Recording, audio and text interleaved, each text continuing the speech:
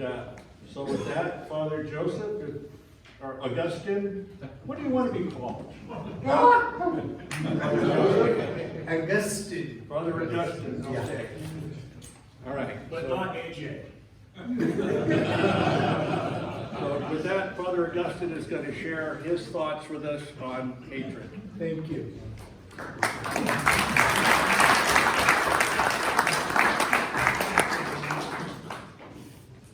All of you, I am pretty sure, are more knowledgeable and experienced on topics of this nature.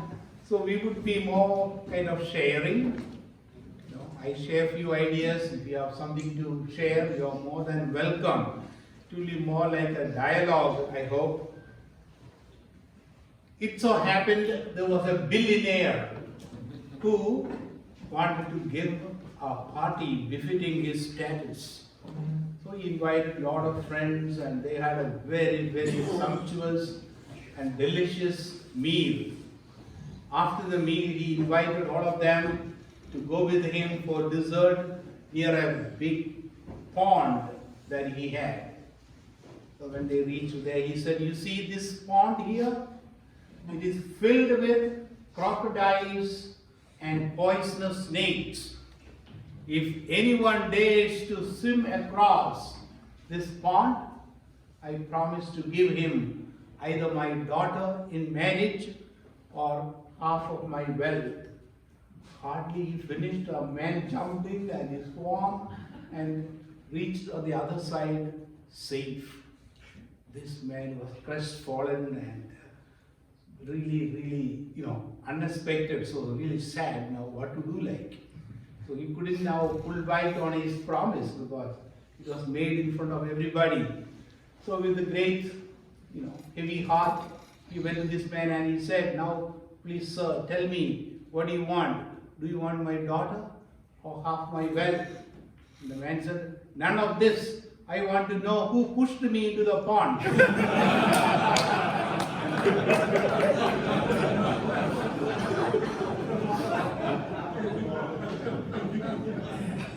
We all need a little push sometimes.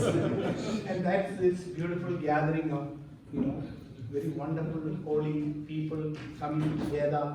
The men of faith is exactly that. It helps us to jump into that pond and swim across. We need each other. I really appreciate the community here, the spirit, the love. People who come to this church will tell me always, so much energy here, so much a positive vibe. It's a beautiful place. And that's my impression, my experience, because you are all here, wonderful, loving, caring, Christian people. So thank you for all what you do, for your faith, for your love. There was a man who was kind of difficult. His wife especially found hard to deal with him. When she served him scrambled eggs, he would say, "I want fried eggs." And when she makes fried eggs, he will say, No, I want scrambled eggs." And this woman was at her wit's end.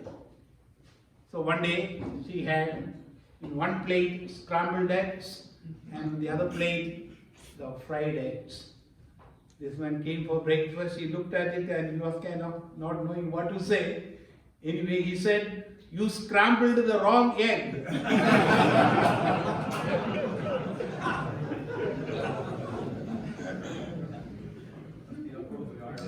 When you hear the word hatred, what comes into your mind? What does it, what do you feel? Anybody here experienced hatred in your life? Anybody? Yeah. I've experienced it a lot of times in the missions, In one of the places where we went, they wanted to kill us. So they surrounded us and a lot of problems.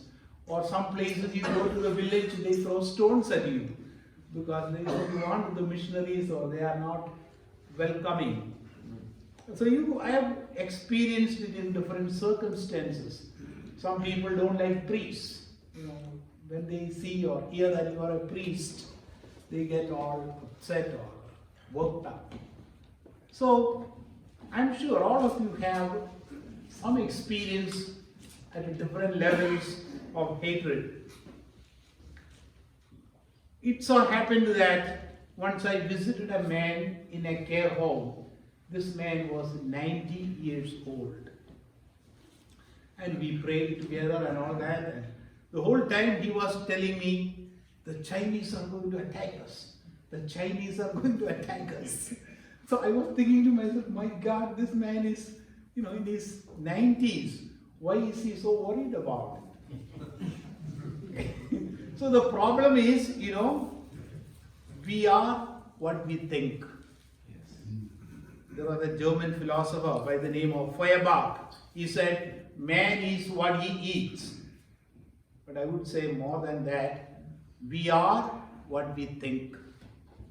If we think in a negative way, we become more and more that way.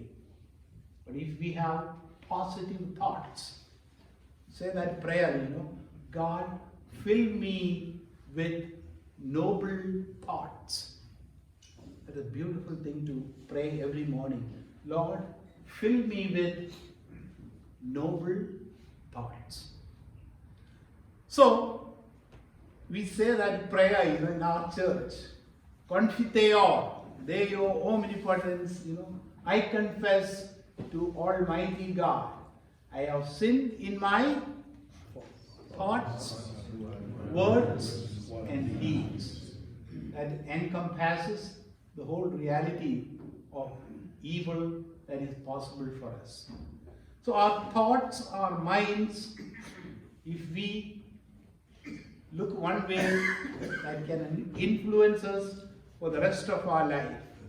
Harboring hatred is like carrying a burden that weighs on our soul. So hatred is kind of a baggage, a weight. It's like a burden.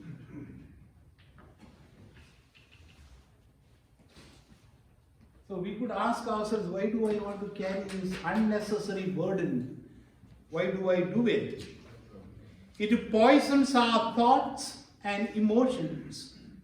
Research shows that it consumes mental and emotional energy, leading to stress, anxiety, and even physical health issues. The constant focus on negative emotions prevents personal growth and hinders the ability to form meaningful connections with others. If we have this burden, this hatred in our mind, we cannot even relate to people in a meaningful way. Over time, in the course of time, harboring hatred can become a self-destructive cycle.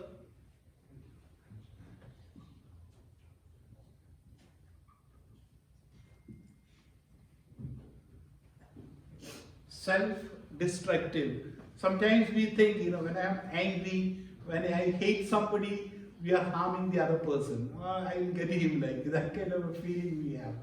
But in fact, it has the opposite result.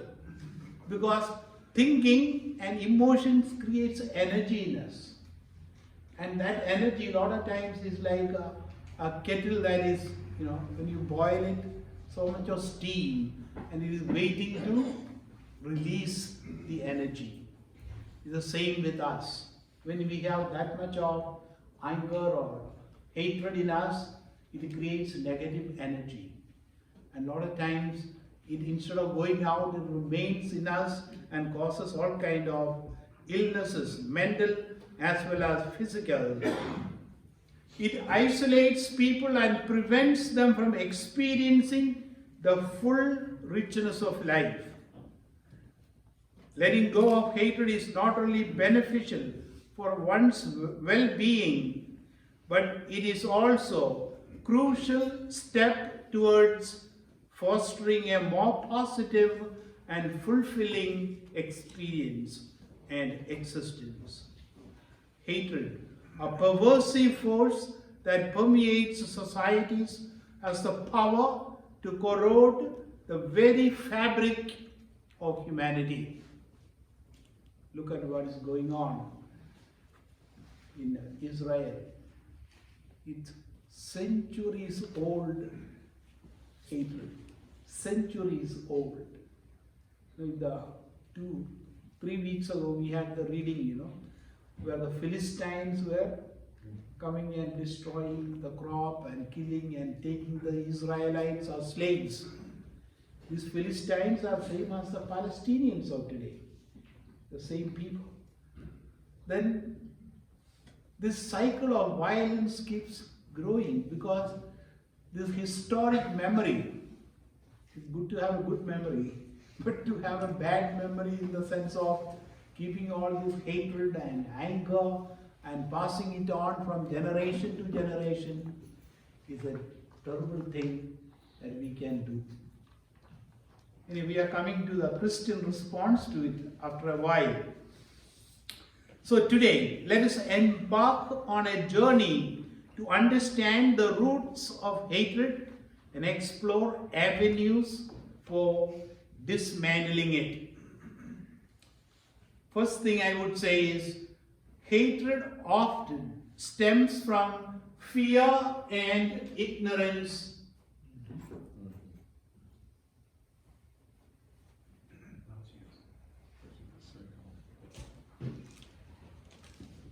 Fear and ignorance. When we fear the unfamiliar, we build walls of resentment. It's crucial to recognize that knowledge and empathy serve as a potent antidotes for hatred. That is, knowledge and empathy. By seeking to understand those we perceive as different, we lay the foundation for dismantling the walls of hatred. So, meet people. Our church does a wonderful thing that way. We have that hospitality ministry where people go out and reach out to people and talk to them. People who are different, whether it is because of their physical appearance or because of their attitude or maybe because of their ideology. When we meet them one-on-one, you see they are so good people, wonderful people. There is so much of love, goodness and beauty in that person. So that is the first thing to remember, that is, try to break the walls of fear and ignorance. Hatred is fueled by a lack of communication and dialogue.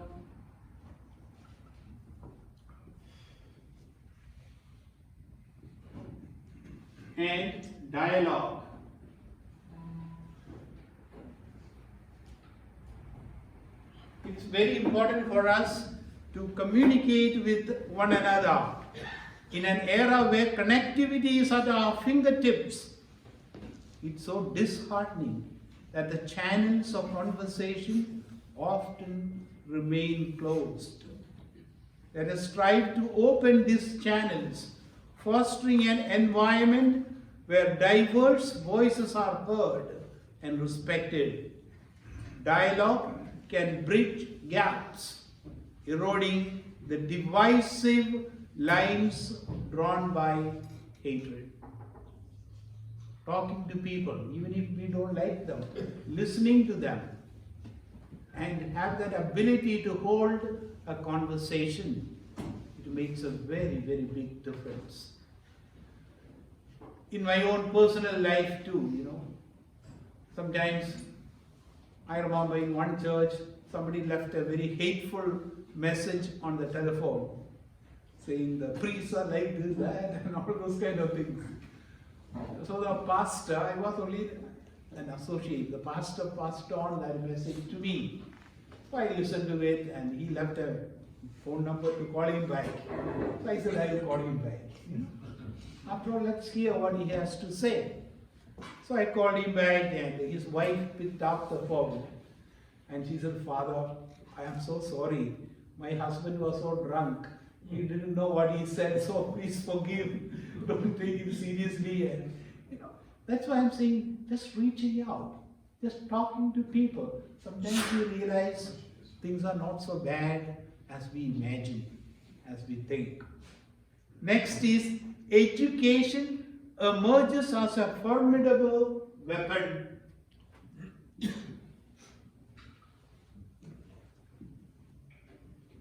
Education is a formidable weapon against hatred. By installing values of tolerance and acceptance in future generations, we equip them to confront prejudice head-on. Schools, communities, churches, and families all play a pivotal role in shaping attitudes, and it is imperative that we prioritize the teachings that promote understanding over divisive ideologies. So that education that help people to see it's not just me. There's a world outside of me. It's in developmental psychology. I'm sure many of you have learned that. When a child is home, her world is that home where she or he is the king or queen. And when that child steps into the school, to realize it's only one among many, not the focus, not the center. So that has to continue to happen in our life, even when we are old. To combat hatred, we must also introspect and acknowledge our own biases. We all have different biases, including myself. All of us. Sometimes we say, these people are like that. Those people are the other way. We generalize without thinking. I remember people saying, do not go to Mexico. It's a very dangerous place. I tell you, one of the best vacation I had was in Mexico. Lovely people, so affectionate I found them. And I remember I was standing in that Zocalo, that plaza, in the downtown Mexico City. And I didn't know which train to take to get back to the hotel where we were staying. So I simply walked up to a man and I asked him, do you speak English? He said, yeah, sir. And he didn't know I was a priest, okay? So he said, oh, my sister is in LA, and we had a conversation. He said, come with me. He took me to the railway station, bought the ticket. Not only bought the ticket, he accompanied me to the hotel to make sure that I was safe. I was blown away by the kindness of people. I am not saying every person in Mexico City is like that. Only what I am saying is there are a lot of good people. Definitely there are some people who are not so. So that is what we are saying by saying not being too biased about people or anything. Another thing is the influence of media. This is a very important thing today. It's a very sad thing to hear our young people committing suicide because of this bullying on the Facebook or on this TikTok, Snapchat, Twitter or TikTok. TikTok. They put all kind of pictures. You can upload short movies like on TikTok, and it's very easy to do it.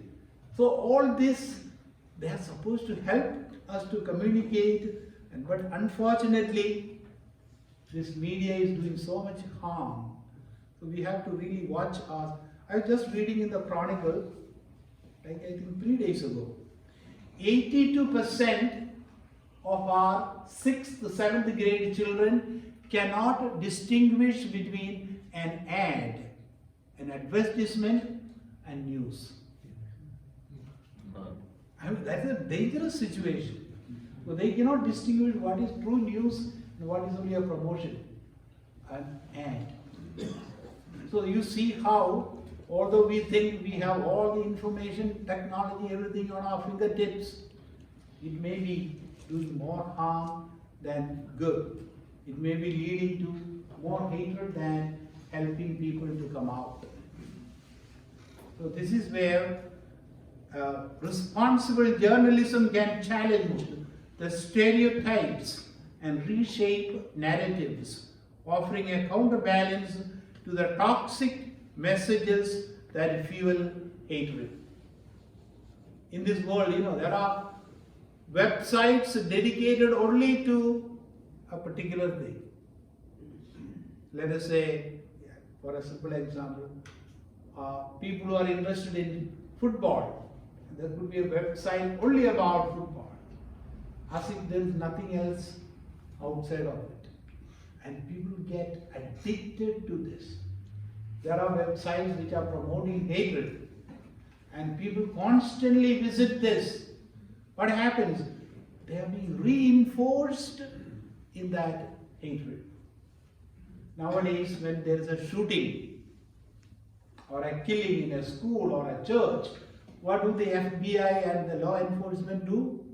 First thing they do is to scout their internet activity, their accounts in the social media and other things, to find out what they are thinking, to whom are they connected, what are they feeding mentally. As we said, man or a person is what they think, what you feed, the ideas you feed into you. They check it. So there also we have to check this influence of media. Next is champion policies that promote inclusivity and equality.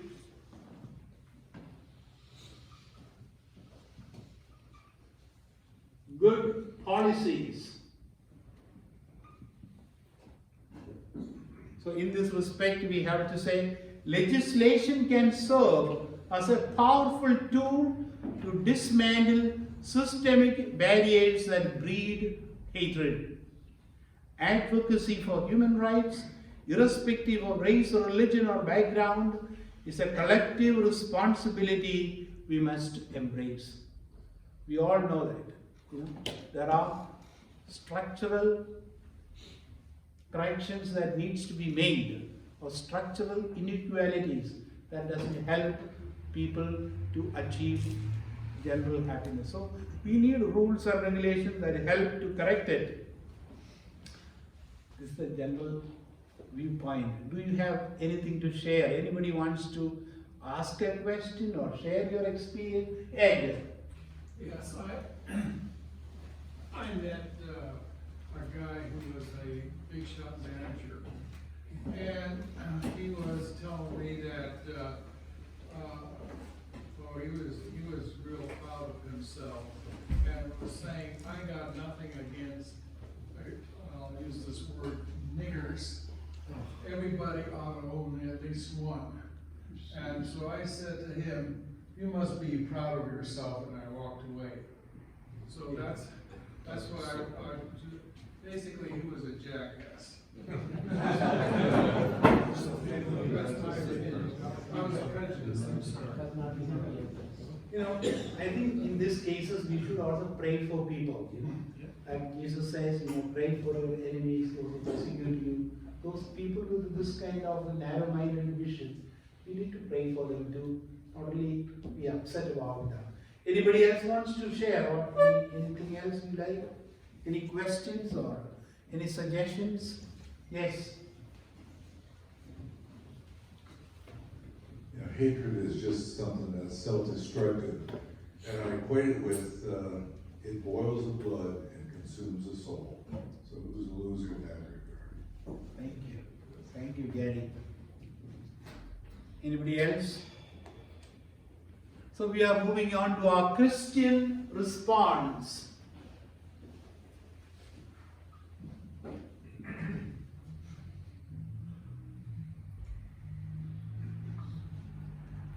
You can see I was a teacher.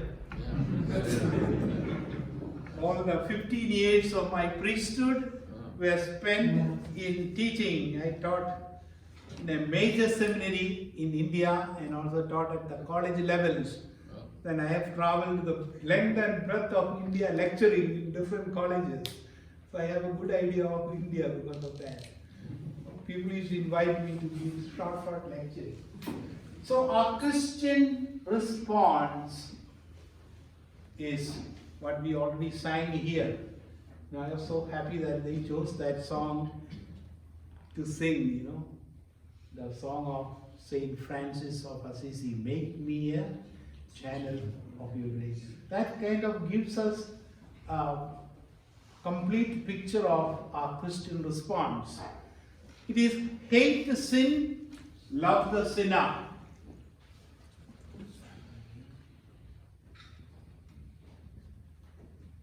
Love sinner. This is a classical Christian response. And the story of the prodigal son is a clear example of that. The father was not approving the son, whatever he did. He went and sold half the property and with the prostitutes, or went and lived a life of freestyle, spend everything. The father was not approving when he welcomed him. He welcomed him out of love for the son, not for the things he did, the wrong things he did.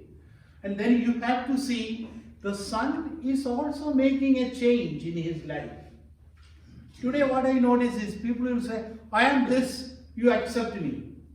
They are not willing to make any change, any way of conversion or being sorry for the wrong thing. That idea of right and wrong is kind of moving out of the picture, especially among, that's part of it I would blame on our education, school education. The children are taught, everything is okay. There's no evil, everything. You should say yes to everything.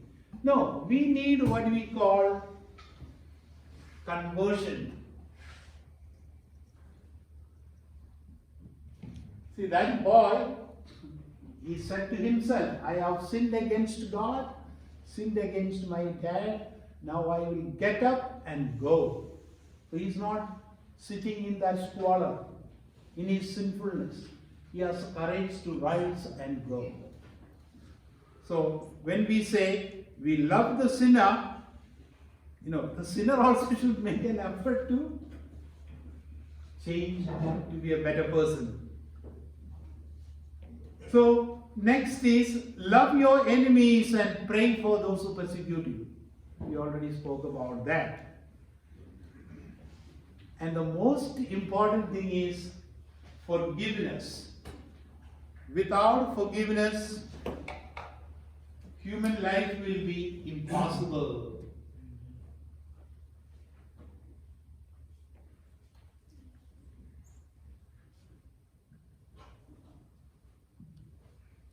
This is the Christian response to hatred. So, when somebody hates us, we do not hate back. Otherwise, what happens? It becomes action, reaction, and it keeps on rumbling on without an end to it. The only way to end hatred is our ability to forgive. Hatred fuels hatred, but forgiveness douses the fire. So that is a great lesson Jesus Christ himself gave us. Hanging on the cross, after having suffered all that, the worst suffering inflicted by people, what did he do? Looking down, he said, Father, forgive them, they do not know what they are doing. Only a God can truly do it. And Jesus is the Son of God. And that is what we are imitated or we are invited to do, to forgive. So, as I said at the beginning, the history, if you look at, these Palestinians and Israelites, One day Palestinians are the heroes, they kill all the Israelites.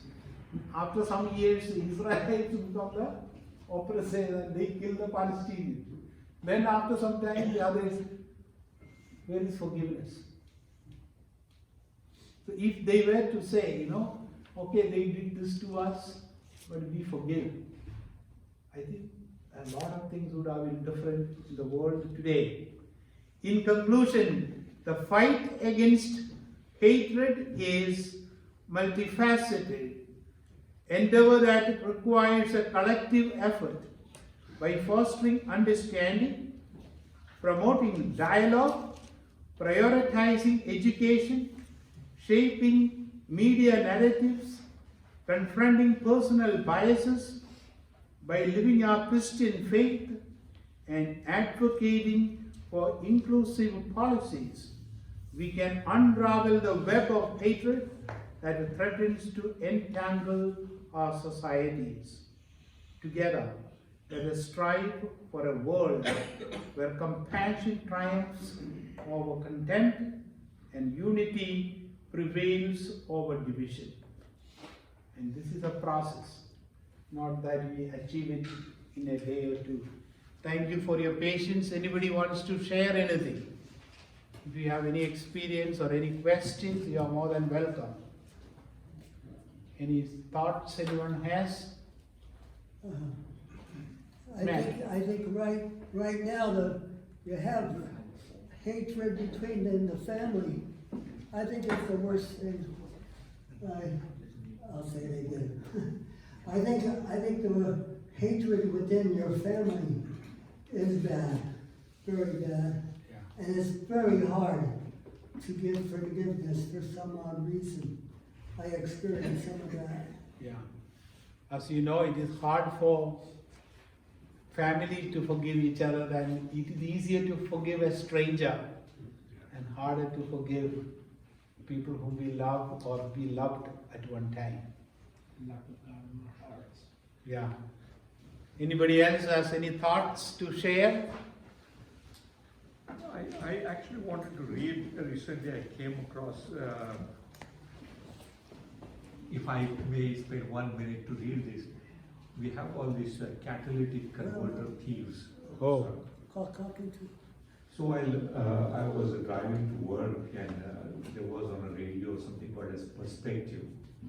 And this person from San Francisco, he was speaking on the radio, and this is what he had, and unfortunately there is a transcript available.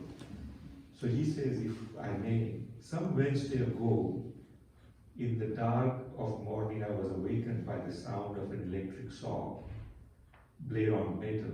Instantly, I knew what was going on and dashed out the door in my boxers with a flashlight, prepared to confront those thieving my Toyota Prius catalytic converter. I was made by even brighter flashlight stuck in my face, and in the man's other hand, I believe a handgun. In a millisecond, I determined to be no dead or injured hero, and re-entered the house, locked the door, and fumbled my phone awake to call 911. 30 seconds later, the thieves were gone. Stories of theft, other crimes, and uncivil behavior blow like dead leaves down the sidewalks of San Francisco and even our town here in Livermore. And to experience some of that violation of person and property directly is terribly discouraging. But I want to tell you what happened next, because it might just startle all of us awake in a spirit of possibility. After hanging up my 911 call, I fantasized brutal interventions I wanted to smash the thieves with. But suddenly, somehow, Martin Luther King's life and legacy came to mind. What if? I thought, what if I had gone out the front door and done something the desperate thieves had never expected? What if I had asked them to tell me about their lives and circumstances? What if I had just listened? Call it crazy, but I further fantasize society at large engaging in such revolutionary thoughts. What if we as a culture paused to speak with and listen to all those who act in uncivil, debased ways? What if we began not thinking the perpetrators of crime to be congenially criminal? I don't have a patent medicine to sell here, but that will heal our city, state, and nation, and dare I say the world. But I'm confident there is a cure to be found in Martin Luther King's revolutionary alternatives to conventional crime and punishment. I thought, when I heard this, I thought there was a message of our instant reaction is always hatred, but he's asking us to challenge ourselves. What if is there an alternate way of love? Thank you. Thank you very much. All right, thank you all for patiently listening, and we appreciate all of you for your kindness, for your wisdom, for your love for the church and for each other. Thank you, Father.